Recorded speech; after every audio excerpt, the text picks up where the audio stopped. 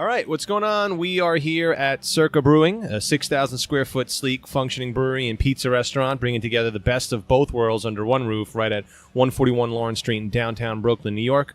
I'm rolling with a certified BTBT goon. Perry, how you doing, man? Pretty good, man. Always happy to be somewhere local for me. Yeah, absolutely. I'm sure you are. I had you out in Queens for quite a bit these last few episodes, but now we are here in Brooklyn.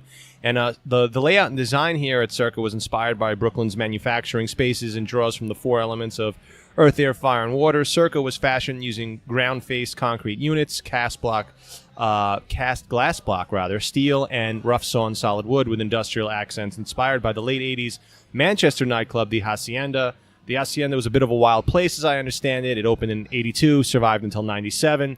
The club was mainly supported by record sales from the English rock band New Order. We are excited to get right into it, and we are joined by a very, very special guest today. Sir, please introduce yourself. Hey guys, I'm Drew. I'm one of the brewers here at Circa, and I'm happy to be here and happy to bring you guys back to Brooklyn. I'm glad to bring you home, brother. Always. yeah, thank you so much for hosting BTBT. So why don't we just jump right in? I mean, how did you come to work for this fine establishment here at Circa? Oh my gosh, how many bruises and how much mileage can I go through? But I mean, if you want to hear the personal story, it goes back years and years, actually. Now, I've been a home brewer since I was 21 years old, with an asterisk, like all of the home brewers.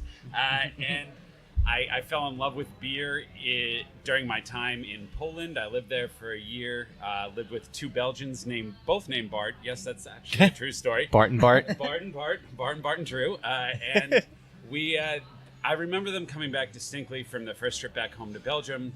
Coming back to Poland, they were all excited to pour a Belgian beer for an American. This is 2008. And I swear to God, these guys started fighting in Flemish, not over the proper beer to pour, not over, what's going on, but over whether or not they were pouring the beer into the glass at the proper angle and whether or not I was getting the proper two-finger head. And it was remarkable. I couldn't believe that there was such a culture around something that I had taken for granted through all of college and had really, just dabbled in home brewing. And so I knew there was something to it. And like I say, that was the rabbit hole. That was the beginning of Alice's trip to Wonderland. And after that, it's been a long process. I was an attorney for many years and realized that was not the vocation for me, not the path I wanted to be on, wanted to pursue my passion. And so through a process of different jobs, schooling at Auburn University's brewing program, interning at Strong Rope Brewery here in Brooklyn, representing again for you, Perry, and then on top of that, doing actually a little bit of a documentary about my path, and some more. Finally got into Circa. These guys gave me the shot to moonlight as a brewer for about 3.5 months, working both jobs. Killing myself, but never had a bigger smile on my face than before. And just as of the past month or so, I've been here full time, and it's a life dream. Wow. It really is. Cheers to that, brother. Cheers. Yeah, that's awesome. Made good. That's a good story. For my Polish reference. For all those folks out in Greenport. Oh yeah, man. I spent a little time in Poland. Oh, did you? No way. Oh, yeah. It was all the funny looks when you could barely pronounce any of the beer names. But once I got Żywiec down, I knew I was set. Yeah, then you're set. Un piwo, proszę. Proszę piwo. Proszę piwo. That's all you gotta know. So now, how would you describe the philosophy here at Circa? The philosophy here, in terms of our brewing style, is first and foremost quality and cleanliness over everything else. We want good beer.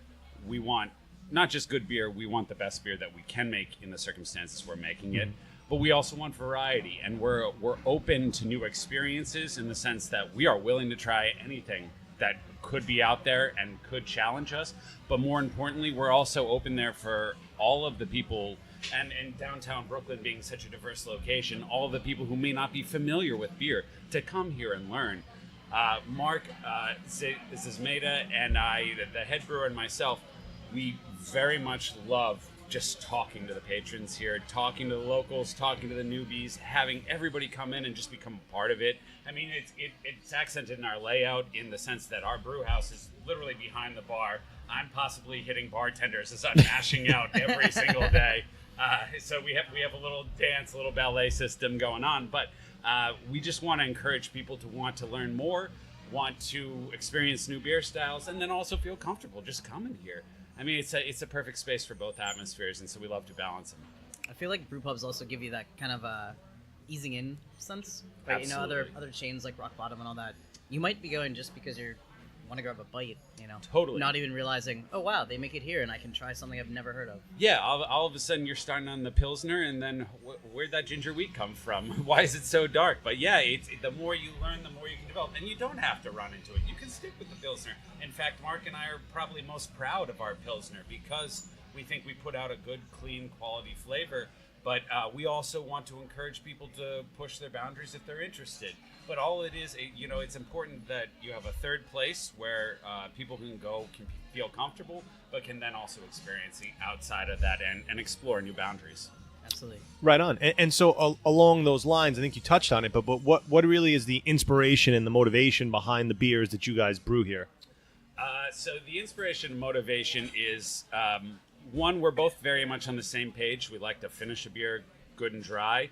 We want a beer at the end of the day to taste like a beer. And I'm not knocking anybody out there. I love the other brewers here in New York City and otherwise. We're not there to make a milkshake. We're there to make a beer, and we're very interested in making sure our beers are well-rounded in that sense. Mm-hmm. And by well-rounded, I mean in the terms of, yes, you're getting flavors. You're getting sometimes fruit. The blood orange goza, you'll have blood orange. We put zest and blood orange pulp into that, but it's restrained enough so that you know you're drinking a goza at the end of the day, and you're feeling through those flavors. They're not exactly hitting you over the head like Wile E. Coyote with the Roadrunner or vice versa. But in reality, you're experiencing the beer in a mindful sense, and that's what we're going for. We are here to make beer, but we're also here to make beer that is unique and most importantly, again, well crafted. That's our driving mission. Okay. And currently, what's the production volume? So we usually have we brew on a 7-barrel brew house. So usually each brew day we have 7 barrels. So we're pushing out 2 to 3 brew days a week. Usually, maybe upping that a little bit more when we might get into some more production runs or helping out for events. So really, we're talking like 21 barrels a week usually. And how many beers you guys have on tap? Right now we have 12 beers on tap. And 5 of those beers stem straight from our bright tanks, which is something I'm personally really obsessed with or intrigued by, because I love pointing out to the patrons who are here and saying, look, see those 5 tanks back there? Those are going straight to your tap lines. You're literally getting the freshest beer possible, and anything else you drink, that's coming from right downstairs in the cellar. And I take that as a point of pride because, as most craft beer brewers know, fresh beer is usually the best control you have over it, but also usually the best tasting. I mean, if you're going to split hairs, that's the hair to split, I'd say. Yeah. Sure. And now you did mention like the location here. It's an interesting location. It's a changing neighborhood. So what's the vibe like here? Oh, it's fascinating. It changes day by day. We'll have a law student party in here, and then a group of Yelpers, and then we'll have a bunch of locals.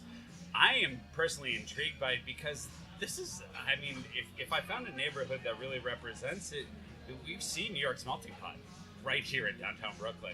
And I was a part of downtown Brooklyn back in 2011 during my first summer here back as a lawyer.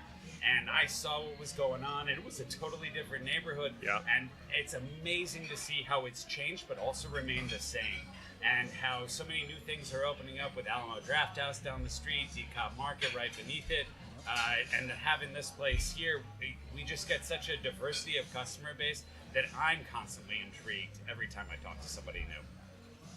Yeah, no, definitely. This is definitely an ever evolving neighborhood, and we typically tend to notice that a lot of the breweries or brew pubs tend to pop up in those kinds of neighborhoods. It kind of melds with the changes, and it's got something for everyone. Absolutely, and I've actually read a study myself, if I may interject, sure, about how breweries are on the cutting edge of developing new neighborhoods, usually rundown industrialized neighborhoods that no longer have it. You see a perfect example is Other Half. If you guys see what they did to that area, I swear to God, that McDonald's across the street from them got a renovation because of them. Yeah. I just think that's so cool that happens. And Other Half fry money. Yeah. Exactly, because good Lord, after you're drinking those 7.5% to 9% Other Half IPAs, you better eat some fries. You needed to get home across that Columbus River. Balances out all the bathroom use for them. I believe it. And so I just bring that up because I think brewing is a very community-focused aspect, and I think that's something we take seriously here too. We want to integrate ourselves in our community, and I say we not just as Circa, which is definitely true, but also we as the New York City brewing scene. And I'm just constantly impressed with the support and just love for the city that you see out of all the breweries here. Yeah, I mean, New York's still, in a way, a fairly young scene. Yeah, but obviously absolutely. with the population and the money that's possible to be invested, I mean, it's growing up as fast as it can, basically. Amen. And I'll tell you, like, it's growing out too, because we're not just going, it's not cookie cutter breweries, right? You have other half of you have here, totally different scenes. Yeah. You got Keg and Lantern, where those guys are brewing in kind of a subterranean world, and Yeah. you got the guys on Greenpoint, and then you have Bronx way out there in the Bronx with their giant brew house. It's just so cool to see us grow and yet see everybody still keep to the same mission, or their own missions, but also the same mission of, this is our community, this is our city, and we're proud of it. Yeah, and it's growing all over New York too. I mean, even you talk about outside the boroughs, going way deep out there in Long Island. You got some good breweries out there as well. yeah. You know, Same with Jersey. Some of the heavy hitters from Jersey are slowly making inroads. Yeah, to join everybody else. Grasshopper coming this way. Yeah, absolutely, and it's so fun. This is such a fun time to be a part of this. So along those lines, I mean, what's your take on the current state of craft beer here in New York, and what role do you see Circa playing in it? Well, I definitely see Circa pushing certain boundaries, and I think every brewery would like to say that. But we're nimble enough to do that with the 7-barrel brew house and with our constant tap line switchovers and whatnot. But more importantly, too, I think Circa is also a great place, like I said, and you both said, with food being here, with this being a third place location, with the screens that pull down for football Sunday and such. Mm-hmm. We're a place where you can come, feel comfortable, and learn about beer, too. And believe me, you can't stop Mark and I from talking about beer. In fact, you guys will probably have to edit about an hour out of this podcast because I won't stop. I told you I'm a former litigator. We'd love to talk. And so we're happy to educate anybody who wants to learn. And we're constantly learning more ourselves because Lord knows, I mean, I'm still new to pro brewing. Mark has almost 30 years in the business, and I'm learning everything from him, and he even admits to be constantly learning. It is a rabbit's hole, as I said, and I'm just Alice digging my way through it. And so I think Circa's purpose is dual-fold in that we're part of the entire New York City brew scene, which is pushing forward and pushing against all the other different, the Florida scene coming up with the Florida Vice, and the California scene being well established, and Oregon and Washington, all those places. We're creating our own vibe here because we're the melting pot. We are a melting pot of all sorts, and so that as a New York City brewing scene, we're developing that, but also as Circa, we're pushing that boundary and as part of it, and also trying to remain welcoming to everybody who wants to come in and have a pizza and learn a little bit about beer. Right. So I have to ask, what is currently your favorite pizza here? Oh my gosh! Oh, there's so many. There's so many good ones. Yeah, I was looking through the menu. I was like, holy God. shit, this looks amazing. So I'll give you two go-tos because as a lawyer, I can't deal in absolutes. That's not possible. The salumi is my nighttime pizza. Although the Boys Got Heat has a good rivalry of it. I just love having a good salami, and the meats here are fantastic. And then, but the Benedict pizza, I'm normally not a guy who will go for a tomato sauceless pizza, but this pizza's got ham and eggs in it and everything that you have, and hollandaise sauce instead of sauce. Oh my God, I'm telling you, on a Sunday, fantastic. If you need to brew, if you need to hang out on the couch, whatever you need to do, that's the pizza you need to be eating for it. Wow. Yeah, that sounds amazing. I'm like lost in a moment just imagining it. Yeah, no, I'll wipe the drool off of your lip. It's okay. It's totally fine. And now you guys also make cocktails here too, right? Oh, yes, we do. And we're very excited about the cocktail program. In fact, our menu even pairs whiskeys with the different beers that we produce in a sense to kind of combine the two. And then also we're looking at hopefully furthering that into integrating our beer into cocktails and working through that model. That's pretty cool. So based on what we got going on the tap list now, can you give us a couple examples of some of the beers and which whiskeys you would pair with them? Oh gosh, I mean, don't quote me on the whiskeys because we have somebody far smarter to be doing that for us. But like, we've got the campfire. So this is a rye, not a whiskey. So give me an asterisk on that one. But the hibiscus saison, with the campfire rye, it's a really great contrast. Our hibiscus saison is not your traditional hibiscus beer, which, I mean, excuse me to other hibiscus beer producers, but sometimes tastes like you're eating a flower. You're eating a hibiscus flower. And that's not what we're doing here. We get a gorgeous pink color out of it, but like I said, we're restraint flavor. You want to feel that out. And so the balance of that saison coming in with the cloves, a little bit of floral aspects to it, the traditional Belgian yeast character, and then you throw a campfire rye after that, and you totally switch the spectrum. You're literally swinging the pendulum to the opposite end of things, and that's something that I don't always do necessarily. Sometimes it's nice to combine two things that are very similar, but sometimes it's nice to get that stark contrast and develop that. Yeah, that's interesting. I'm not a big kind of whiskey or rye kind of guy, but just the way you're describing it just makes it seem so enticing. It's like, now I want to do that. I want to do the hibiscus saison. I want to follow it up. And it's the all rye. part of the educational trail too, Yeah. right? Like you're learning flavors through this combination and learning to build it. It's like becoming a BJCP basically, a judge, and learning how to smell different things out of a beer and learn how to describe different flavors out of it. Here it's a sensory panel, and sometimes it's sensory overload. Yeah. I mean, if you think about it, like typical Boilermakers, right? They're just with any macro beer. It's just a nice pairing in general. But if you can add all these new flavors, add all these ways to either compare or contrast, you definitely have a lot more options. And that's my personal pet project too. Is that we're at a point where craft beer is in of itself a quality ingredient. We're not pushing some macro domestic lager into, say, a Michelada or something like that. And so it should be treated as such. And as a cocktail ingredient, it can be that way. Right, and now, so you mentioned the Pilsner, obviously you guys are very proud of. I mean, obviously you're proud of all the beers you put out, but is there another beer that you're exceptionally like, wow, I'm really impressed by what I did here? Our current rotator I really like, but everybody has an IPA, and I like our IPA, of course. Everybody likes their IPA. One thing I would definitely point out is our Oktoberfest, which is currently Oktoberfest 2.0. Our first Oktoberfest was great. We already sold out of it. We brewed a second one in preparation for that, and we made it just a slightly bit hoppier. And at first I said to Mark, our head brewer, I was like, come on, this is, the first one's so great, you can't improve on this. You can't improve on this. He's like, no, it's too sweet in the back. It's too cloying. I don't like that. I don't want that maltiness. We added a little bit more hops, and I finally turned to him last week and I said, damn it, Mark, you're right.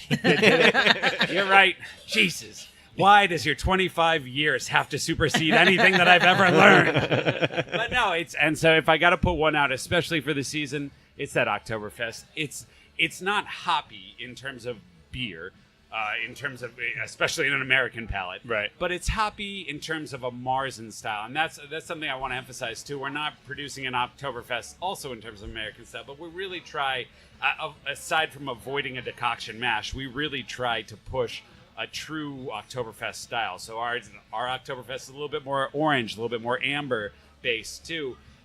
It does have some malt biscuity qualities to it, but with that little extra hoppiness, it finishes the dry way that we like to finish it.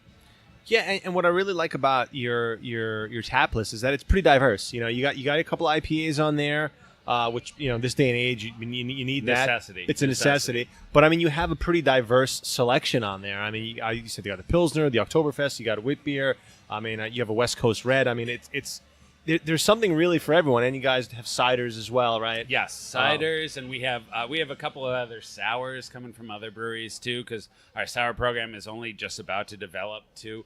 And I mean, we're just getting weirder too as time goes on. We just brewed a Scotch ale. We have an oatmeal stout that we're going to put on nitro that has cocoa nibs in it too. Nice. So we're constantly adding and evolving. Don't quote me on this because it hasn't happened yet, but I'm almost certain we're going to brew a Goza tomorrow and then put strawberry rhubarb into it. Oh, wow. So, yeah, I know. That sounds That's good. exactly Getting what my excited. reaction was when we decided to do it. I was like, oh, wow. Yes. Yeah. Yes, we will. So as far as how the draft selection goes, do you kind of stick with having a few like specific beers you try to always keep on, or do you just try to maintain like a variety of styles? Like, we've talked to a lot of beer bars, right? Where Sure. they'll bring in different beers every couple of weeks. but they'll always have like number one's always a Pilsner, number two is always a stout. Absolutely, so locals yeah. can walk in and they can be like, I want a number two, knowing it'll be something kind of what they're looking for. We will definitely have that aspect. Of course, as we discussed already, an IPA is a standard. It's a necessity. Although I will say I have been to breweries that do not agree with that, and I'm perfectly okay with it. But again, as part of an educational process, and as part of we're here to welcome in new people who might be here for the pizza. We want to have that IPA that makes them feel comfortable and maybe entices them to move on to something. And so we will have that. Again, we are very proud of the Pilsner, and we want to continue to produce that, and hopefully continue to receive praise from German. We've had some Germans in here approve of it, and some Czechs in here approve of it too, which has been kind of big. Like a big. Nice, yeah. That That's makes me big. pretty excited. I won't lie. And so we try to balance both spectrums. And I think that's, again, important in a diverse area like this, because not everybody wants the same thing. And then we'll go off and we'll make a ginger dark wheat and see what the heck happens with that and run with it. And so we get, again, that's the nimbleness of being at a small brew pub like this, and one of the serious benefits of brewing here. And I think that's also part of, you touched on it, I think that's the importance of having IPAs. I mean, personally, I do love IPAs, but I'm drinking one right now. Yeah, I mean, just having those on, like you said, someone may not be so comfortable with other styles. They'll come in, they say, oh, IPA, let me get that. Then, after that, they'll look at something else. Like, okay, that was good. Let me try something totally different. And hey, let's be realistic. I'm as much at fault of this as anybody, and I wouldn't even call it a fault. Sometimes you just say, hey, I just want an IPA. I'm an American who grew up in the craft beer movement. I just want an IPA today, and that's totally cool. And so we have that there. We'd like to make sure that IPA is one of the best ones you have. Know all flavors, has the appropriate characteristics to it.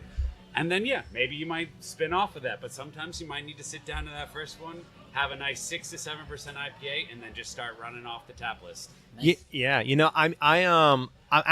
I'm excited about your Pilsner. I haven't had it, and when I grew up, it was kind of a weird kind of mix because I grew up on the one hand, it was German Pilsners and Belgian beers, and then it was like malt liquor like Oldie and St. Ides. So that was kind of like my initial foray into the beer scene many years ago. So even though American beer, obviously, it's just to me, I think it's the best beer overall in the world just because of the different flavors and the experimentation. Perry, you talk about it a lot. It's just bigger, better, bolder. It's just American. The Bards are going to kill you when I send them this podcast. I just want you to know they're going to be so angry at you for saying that. Well, no, Belgians. I respect the Belgian beer. I love the Belgian beer, but I mean, American beer is just it's just like American ingenuity. It's just bigger, bolder, right? Yeah, it's taking it and running with it. Exactly. Absolutely. And we had to start somewhere, and luckily they all gave us. Well, they gave us didn't they? They gave us the foundation. They gave us the foundation. But what I will say is, though, although I have had good American Pilsners, that's the only beer style that I'm like, I still go back and I say, the Germans, especially the Germans and also the Czechs, I'm like, they still have the edge. So I'm searching for that American-based Pilsner that's going to just wow me, And I hope that we have the one to do it. And I won't argue that we are necessarily held up to 500-600 years worth of brewing knowledge. I mean, and like multiple generations. Circa's been around for 2 years. Yeah, so you guys, we have 2 years. Yeah. We have our own Reinheitsgebot coming out in 1,000 years, basically.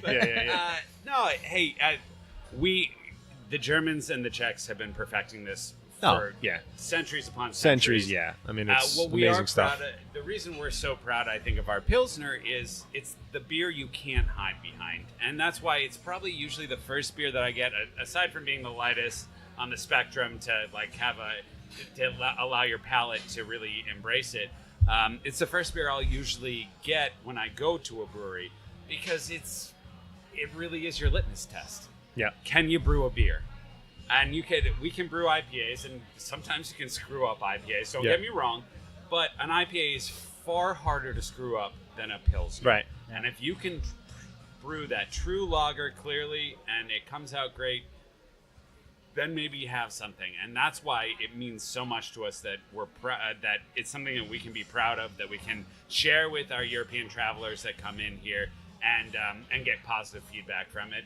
There's nothing that tickles your funny bone, your brewer bone, more than that. Is being able to get a German to come in here and say, "Hey, we really like your Pilsner." We had a German in here just today, and I was up on the brew deck, and he was talking to Mark, and I watched him point out the spider legs down the glass and saying how appropriate and how important that is. And I just got a smile on my face. I didn't even have to hear the words coming out of his mouth. I just knew that we did good. And that's all that matters in that respect. You want to brew something that makes your customers happy and makes you proud. Yeah. There's not much you can hide in a Pilsner. I mean, it's got to be. Not at all. And our bartenders take such pride, too, in the heads they pour on the Pilsners, and I love watching it happen. They get those big old cloudy heads on the top of those guys, and that makes me know the beer's good, too, that we can produce that they'll stick. They've got that real sticking head to it. Yeah, I love it. Can't get enough of it. So now, how did you initially get into craft beer? Well, I gotta say, the Barts were the ones who started it for Right. me, and so when I saw them fighting over that Duvel and how to pour it appropriately, I knew something was up. And then living in Europe for a year, and then I came back for another half year. I lived in the Netherlands for a half year. I was embarrassed with riches. I just had all the best beers to drink, learn more, and while I was learning to brew at the same time, I was learning about beer, and so it was just the perfect storm in the best possible way. Yeah. In that my brewing kept increasing. I kept doing more and more when I wasn't living in Europe and running off. And then I got back to New York and really started honing in my brewing. And not inconsequently, that happened about the same time that I was really unhappy as a lawyer and trying to find an outlet for who I was as a person, my creativity, my cleanliness and OCDness. I mean, let's be realistic. That's the biggest part about brewing is how much of a janitor do you like to be and how much water do you like to play in? Yeah. And so that was a factor in it too. That was a big aspect of me getting into this and how it played into both the scientist and the quote unquote artist. I use that term very, very loosely. Chef, artist, whatever, very loosely in terms of creating recipes. And it went from there. I joined a homebrew club. Shout out to the Brewties out of Gowanus, Brooklyn. They've been so great for teaching me more. And it's just, there's never a time to stop learning about beer. I mean, we don't really even know what the essential oils do in our IPAs. Can you guys believe that? Yeah. Like, we're literally, the current IPAs that we're drinking, New England IPAs specifically, we are fixated on compounds in the aroma aspect of it that we fully don't even know how they operate or how many of them there are. How mind-blowing is that? How cool is that we're on the cutting edge of that aspect? Again, here's the nerd coming out. But that was the benefit of, as I said, I went to Auburn brewing graduate program, and that really ingratiated me in the science behind it, but also the business behind it. You had to write a business plan. So it's not just the brewing, it's not just the cleaning, although it's mostly the cleaning. And it's not just, but it's not the industry or the craft beer nerddom. It's all of it. It's the total package for me. You know, you sometimes find that one thing that drives you to the all extent. And that's it. I did it. I found it. It only took me 32 years and one career already, but I did it. Hey, so look, some people, they go a whole lifetime, they don't find it. So, I mean. I consider myself lucky. I say this is the youngest midlife crisis ever to happen, or it's my third of life crisis.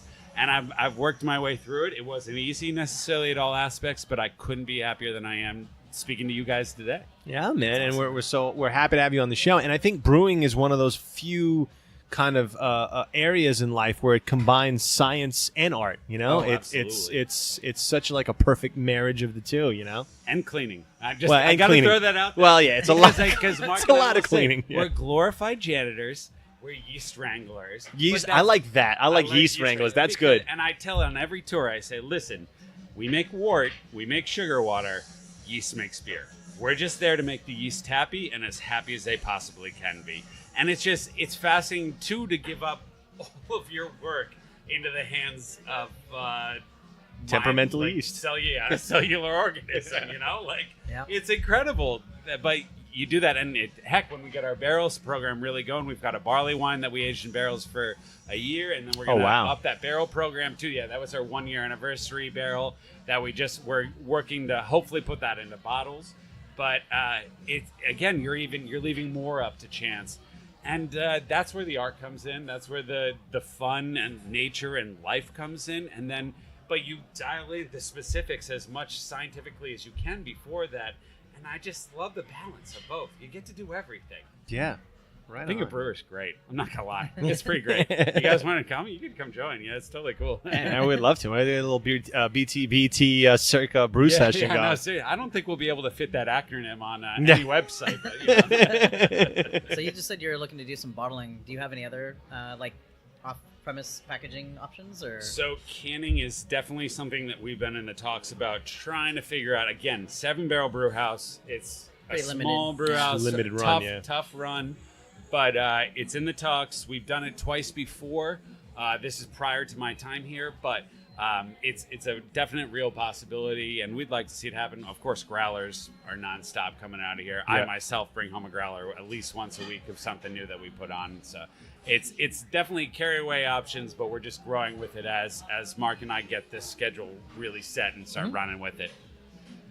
And so with that said, do you guys have any short-term plans or on the canning? You guys still kind of figuring that out and seeing how that's going to work out? I would say in the next couple months, and I say that with hesitancy just because I'm not the deciding factor on that, but that it's something that we've been talking about for months, and canning is something that you unfortunately have to talk about for months before it actually happens. You got to find the right person, got to find the right sleeves, got to make sure that you can do the proper run at the proper time in your production schedule.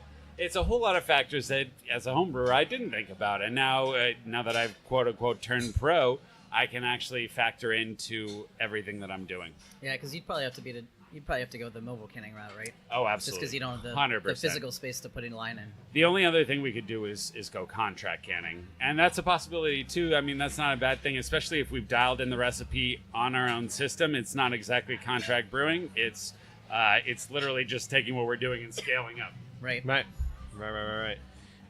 So now, do you guys? So actually, what I wanted to ask is, other than your beers, who are some of the other guys locally that are really exciting you? Guys you really like to check for. So I'm going to put my shot out, and I will preface it with I interned there, so I fell in love with them as an intern. Strong Rope has just been so great. Out here in Brooklyn, in Gowanus, Brooklyn, they are a New York farm brewery, and they are to the point where, whereas most New York farm breweries, and correct me if I'm wrong, I believe have to be using 60% New York State ingredients at this point. Strong Rope is to the point where they are 100% unless they tell you otherwise in every beer they do. Yeah. And I've watched that place grow up. I've seen Jason develop it into the monster it's currently become and starting to get to. And I'm just so proud of it, both during my intern days and as a part of the homebrew club. The Brewdies meet there, and Jason grew out of our homebrew club. And so that's a place that I'm really, really proud of. If I may shout out to two other friends, Jeff and Brett over at Keg and Lantern are killing it over there, and they're doing such a broad base of beers because they've got your local Greenpoint community that are coming in there for the Helles, the Pilsner, but they're also, let me throw these weird wild sours at you, and so that's really cool. So I've been super excited about them. I love Gun Hill. God, I could gush over everybody at this point. I just really like what we're doing right now and how everybody's approaching it from a different aspect. Flagship out in Staten Island, they're doing their own thing. Finback is doing their own thing. Rockaway is doing their own thing. Big Alice started with not even brewing the same beer twice for what? Their first 150, 200 batches or something? Yeah, something like that. There's so much creativity going on right now. It just excites the crap out of me. Yeah, it's a lot to be excited for, especially in your craft beer scene. Do you guys typically do any events here? Oh, yes. Tons of events. From anything from private parties to, actually, I was just discussing with soon-to-be married couple in December. We're going to brew them a wedding beer and tailor it towards their interests, their specifications. But also football Sunday, come and we'll drop a giant screen in front of the brew house because that's one of the days we're off of brewing. And we have 3 big screens that can come down for movies, can come down for sports. We have TVs running everywhere, and the benefit of having a full bar and pizza and one of my all-time favorite burgers in the city. I'm not gonna lie. I know that'll probably get some backlash, but hopefully you guys will be feeding that. I don't know if they're gonna find me on Instagram or something for that. But one of my favorite burgers in the city. You can come in here for any assortment of reasons and stay for a second or third reason that was completely unrelated to it. Yeah, and again, like we mentioned at the top of the show, I mean, the space here is tremendous for brew. It's great space, nice layout. I mean, it's good stuff. Yeah, you feel at home, but you also have space to go wherever you want. And you can squirrel away in a corner of the bar, in the back bar here, or you can be front and center watching the brew happen or chatting with people, and that's the best part about it. You can find what you want. Yeah, man. So now we've covered a lot of topics, but is there something specifically that we haven't covered that the audience should know about what you guys are doing here? That people should know what we're doing here. Yeah. I mean, again, I'm going to re-stress something that has just been a very important aspect of me developing my professional career, what I've learned from Mark throughout his professional career, and that's quality. Quality. And you hear this throughout the entire industry. I'm sure I sound like a broken record, both of what I've said already over the course of the past 30 minutes, but also what you hear in the industry. But it bears repeating in the sense that, especially with 600 or 6,000, almost 7,000 breweries across the country, just brewing beer is not your seat at the table anymore. You have to brew quality beer to get your seat at the table and then progress from that. Yep. And learning to make sure that I am the best technical brewer that I can be, that my process is the best it can be, because I've also learned recipes can be written and figured out very easily. But the process is what's key on the actual brewing of the beer. And learning how to brew with your system, we really, really care that every single beer we put out is going to be of the highest quality possible and is going to give you the flavor that we were seeking out of it when we wrote the recipe or started brewing that beer.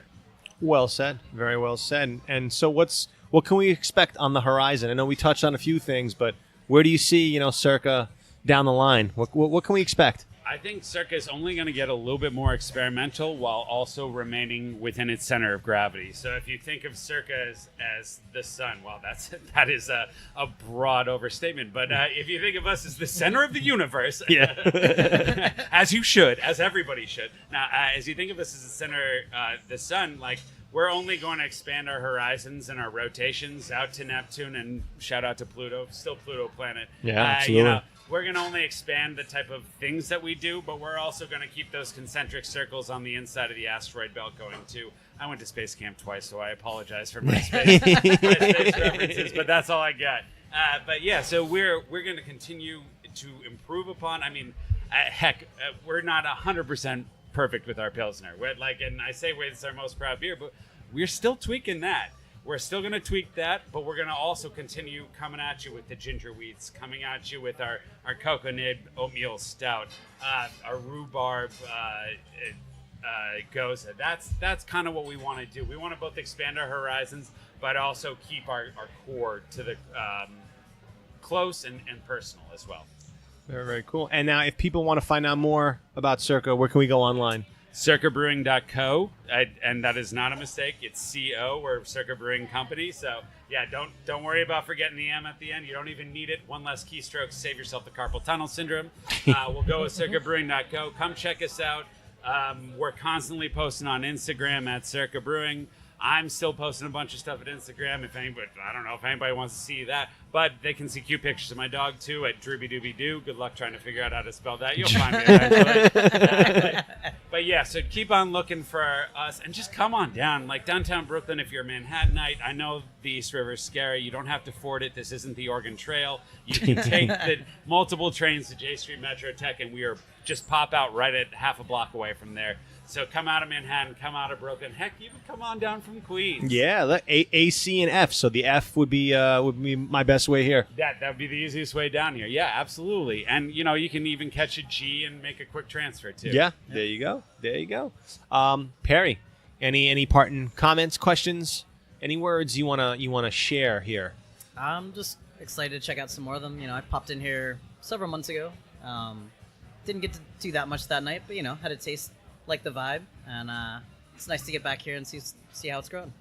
Awesome, thanks, man. And let's remedy that. Let's throw you all 12 taps right now. Yeah, play down the line right now, Perry. You're gonna do it. What did I Hit just for do? the cycle. Hit for the cycle. That's right. That's right.